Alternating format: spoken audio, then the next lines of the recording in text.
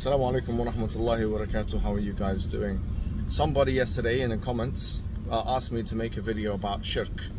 And shirk obviously being the cardinal sin, the worst sin in Islam, worse than anything else. Why is it conceived as such? Hello people, this is Socrates Son. Yesterday I made a video about Shirk and YouTube took my video down. So now it's only fair to destroy every Muslim apology whoever mentioned the word Shirk ever. Ever. Thank you very much. Let's start with Mohammed Hijab.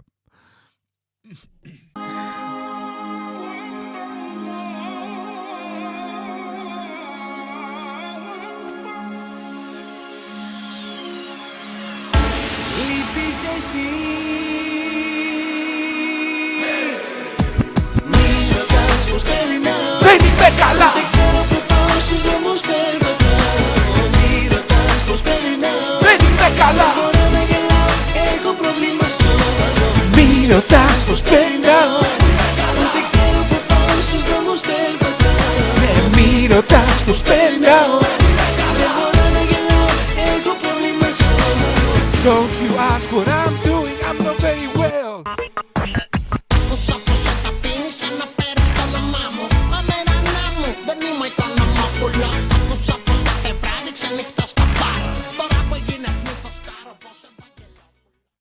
Okay guys, this will be like 3 video series, okay, because it's too much. Let's start with Mohammed Hijab. How can we justify that shirk, which is loosely the association of partners with God, but it encompasses a lot more than this? Why is this the worst thing you could possibly do as a human being? So in this very short exposition, and obviously we are going to, inshallah, talk about this more at length, kufr and shirk, in terms of in learning environments. Obviously this is more casual, but some people will not be able to just sit there for 20 or 30 minutes and listen to lectures. So I'm going to try and abbreviate this to less than 10 minutes. I know that's a very difficult thing to do. But shirk is loosely associating partners with God, which could be to make level, okay, anything of the creation with God, the ultimate and the absolute. How you doing? You alright?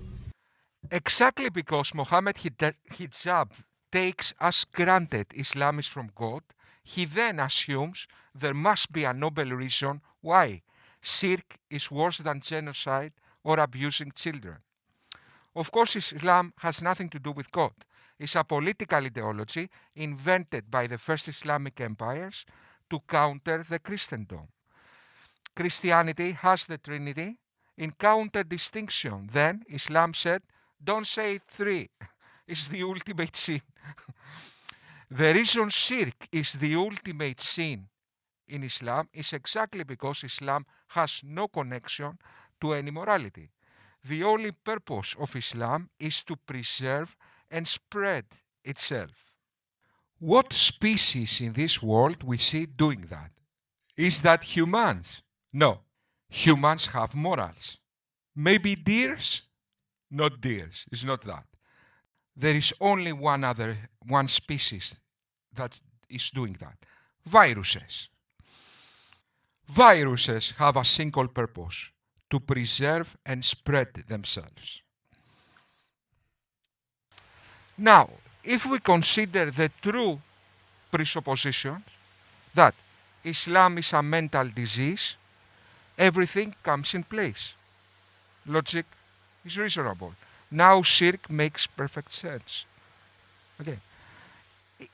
What are diseases? Diseases are organisms with a single purpose: to preserve themselves and spread themselves. A mental disease is a toxic meme that makes people act contrary to their mental fitness, and they care to preserve and spread the idea. So it's people working for the idea instead of ideas working for people. Okay, so the true narrative is not that Islam is from God and so shirk must have a hindsight objective morality, therefore. No. The true narrative is Islam is a mental disease. So obviously the only thing a disease cares for is its own preservation. That's why the ultimate sin is shirk. Because that what shirk means. Let me rephrase the word shirk. Preserve Islam. Now, why is that the worst thing? The Quran states unequivocally and unambiguously, إِنَّ اللَّهَ لَا يَغْفِرُ أَن يُشْرَكَ بِهِ وَيَغْفِرُ مَا دُونَ ذَلِكَ لِمَن يَشَاءُ. That God does not accept that shirk is done with him, but he accepts anything else to whomever he wants.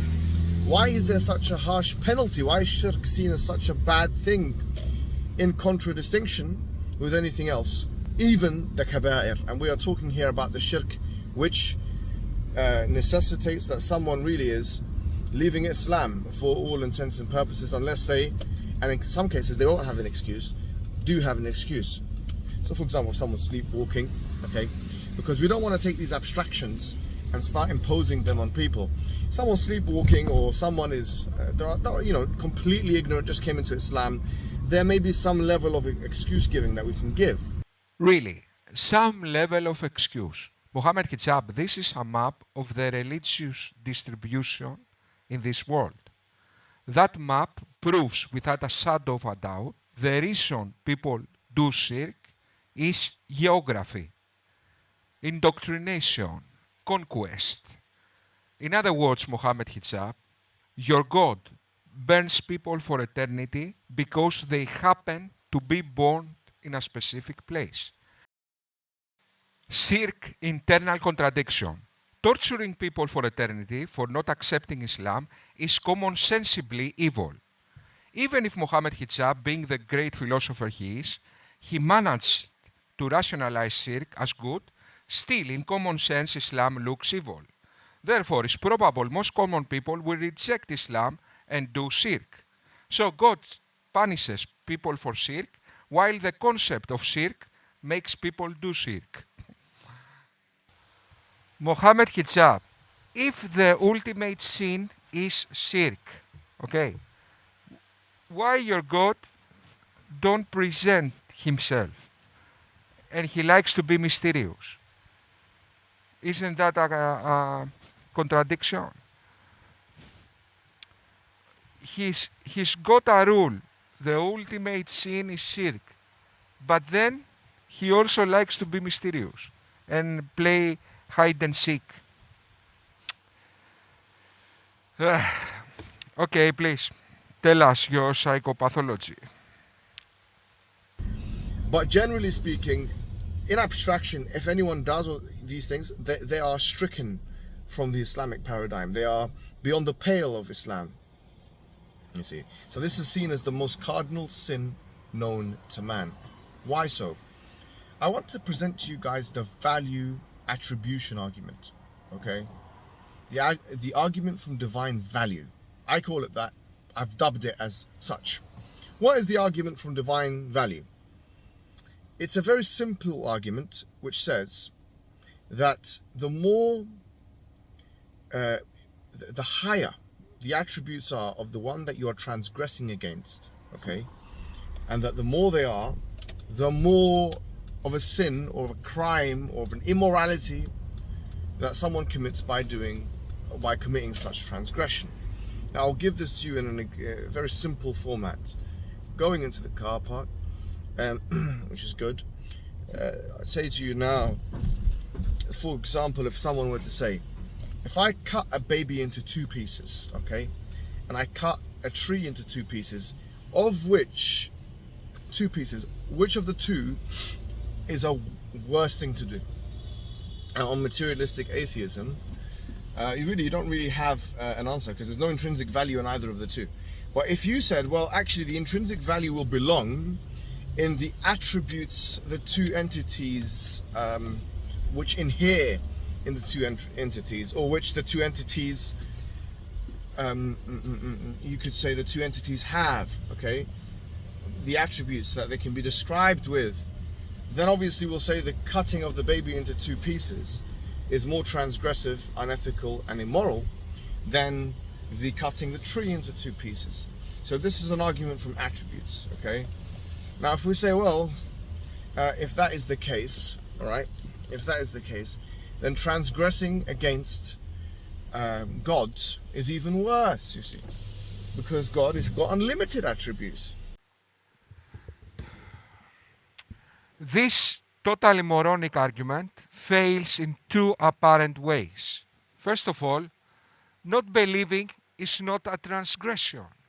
Believe is not a choice. We either believe or not. Religions claim that not believing is a transgression because they want to have followers. But not believing in something has no moral significance.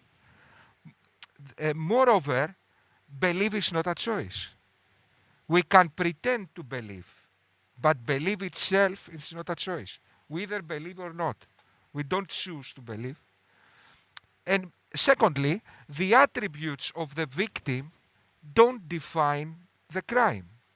The harm to the victim's well-being and suffering defines a crime. According to Mohammed Hijab, murdering Einstein is worse than murdering a poor kid in Palestine because Einstein is smarter. That is his argument, guys.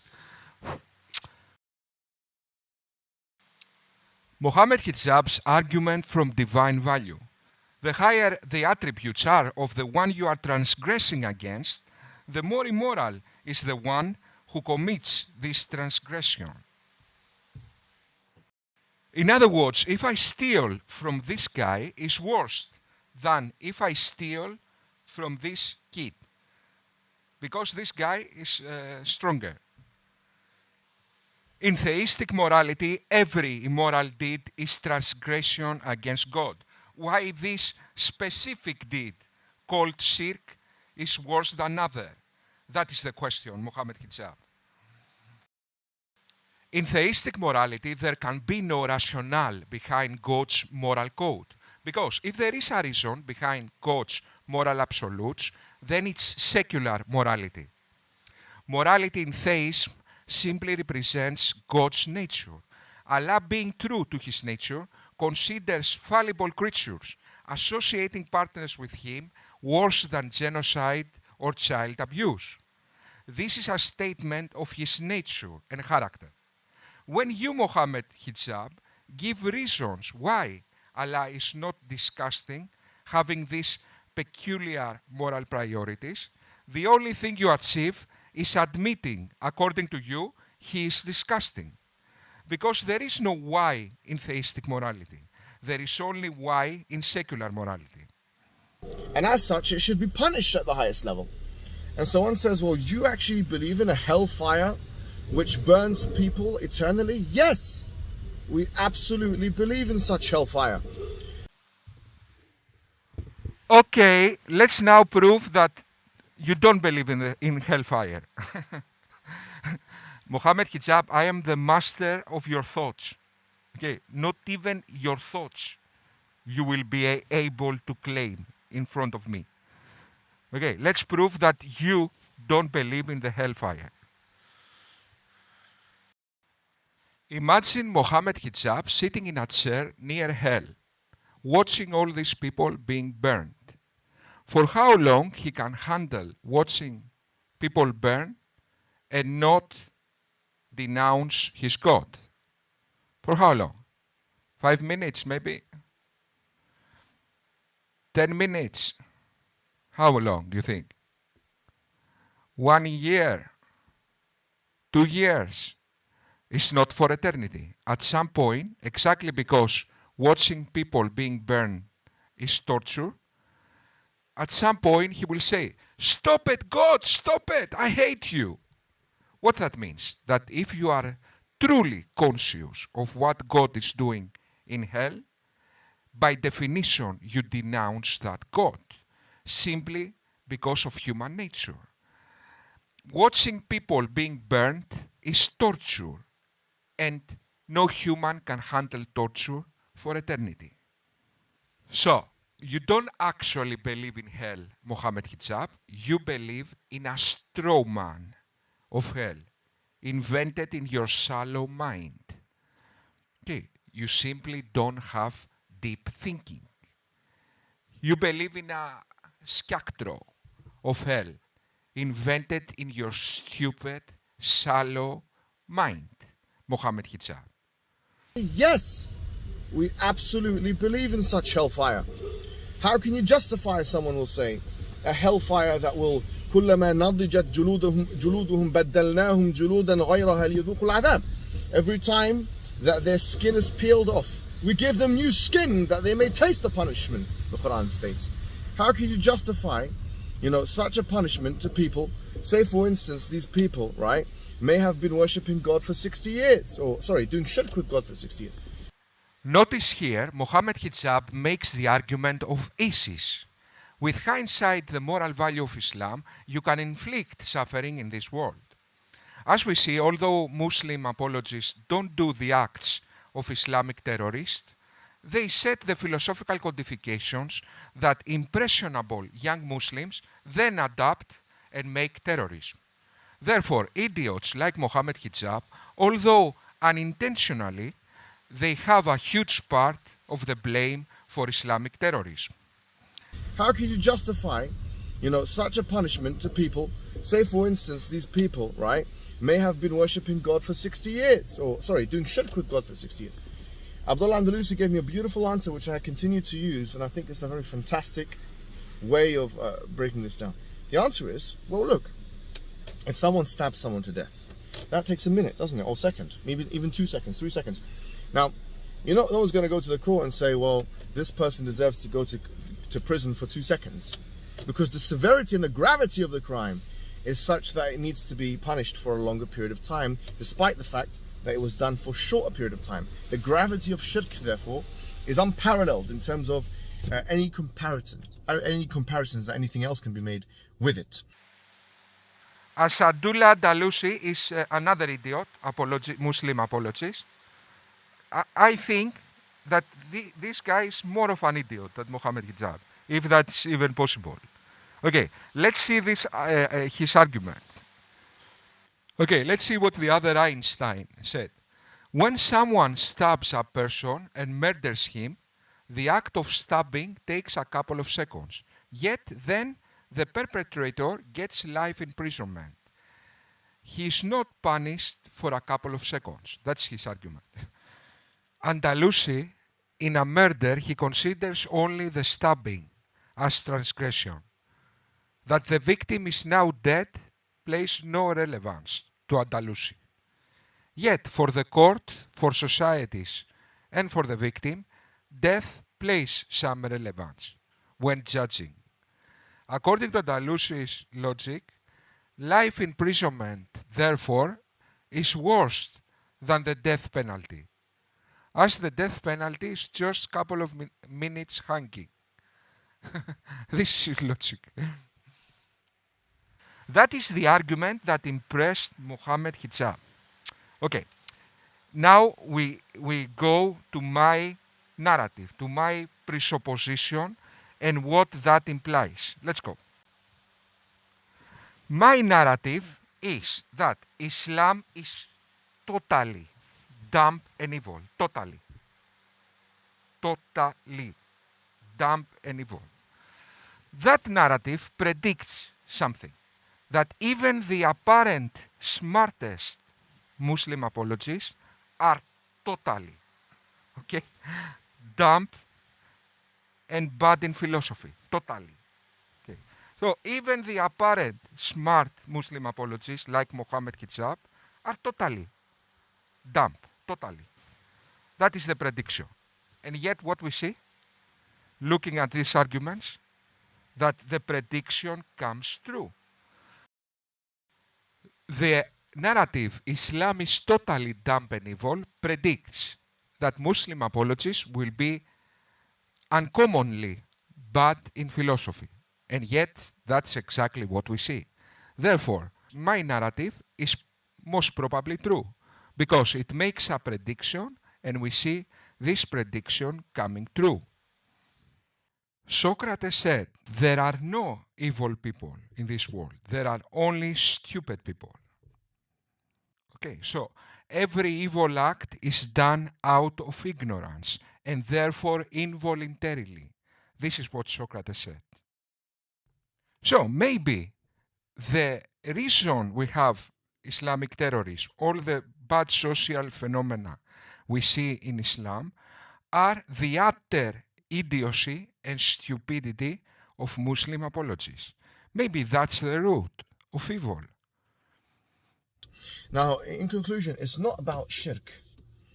It's about now identifying what shirk is, because some people are quick to say that's shirk, that's kufr, that's bid'ah. We really have to assess if these things are actually shirk or not. Like we have a scandal of a preacher, Abdurrahman Hassan, Ustad, who has studied Islam for a long time, and he was saying kufr asghar, a minor form of shirk, is, a minor form of kufr, which is another category, is if you play football because it's ruling with what other that Allah has revealed. This is scandalous, in my opinion. Now we see how the stupid doctrines of Islam translate to evil in this world. Everyone now can accuse everybody else for shirk, and the mob is ruling societies, the Islamic societies. You see, if Allah punishes for shirk only in the afterlife, he would have been a funny fictional character, like Goofy or Donald Duck. Okay, but Allah prescribed punishment for shirk in this life also. So he's a dangerous fictional character. Okay, so the idea is dangerous. It destroys societies. Shirk, guys, the concept of shirk, guys, and bid'ah, how he called this, all this kind of stuff, make societies unfree. The mob rule societies. Okay, so the stupid doctrines of Islam translate to evil in this world.